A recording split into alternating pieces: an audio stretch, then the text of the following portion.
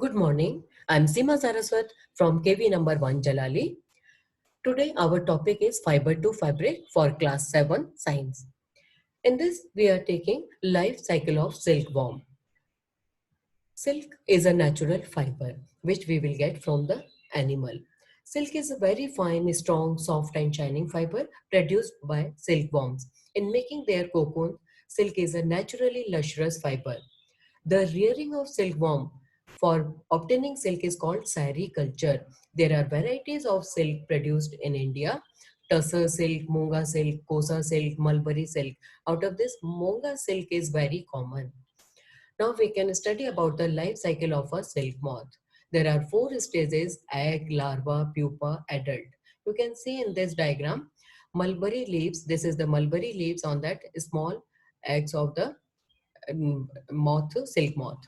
Then you can see the larva is small size, bigger size. Slowly it is going to be bigger, and they are eating mulberry leaves. Next stage is the pupa. You can see the fiber like structure over the pupa, and after hatching out it will convert into adult moth. Now we will take is one by one all stages. Stage 1. In the beginning, female silk moth lays eggs on mulberry leaves. In stage 2, the eggs are hatched into very small larvae within a week. These larvae then feed on mulberry leaves. The larva looks like a worm and are also called caterpillar or silkworms.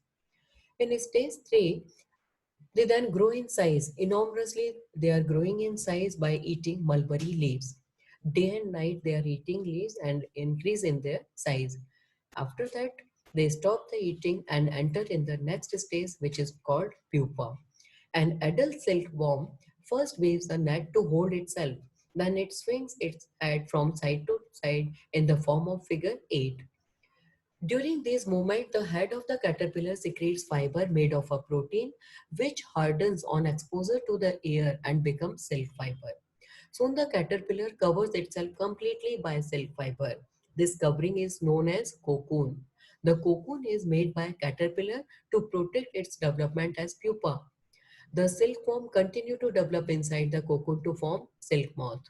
In stage 4, in this stage, pupa which is encased in the cocoon develop fully to form an adult silk moth. After the complete development, the cocoon splits up and beautiful silk moth comes out of it. This completes the life history of silk moth. It is very important to note that in order to produce silk, the silkworm developing inside the cocoon is not allowed to mature into a silk moth. This is because breaking of cocoon causes damage to silk threads and this lowers the quality of silk. So to obtain good quality silk thread, as soon as cocoon is formed, developing silkworm gets killed. Soon silkworms are allowed to live and only some silkworms are allowed to live and mature into silk moths so that they can lay eggs to produce more silkworms. Now we can see how silk is going to convert into silk thread or fabric. How we can take the production. For production of silk, rearing of silkworms to obtain cocoon. In this, female silk moth lays hundreds of eggs at a time.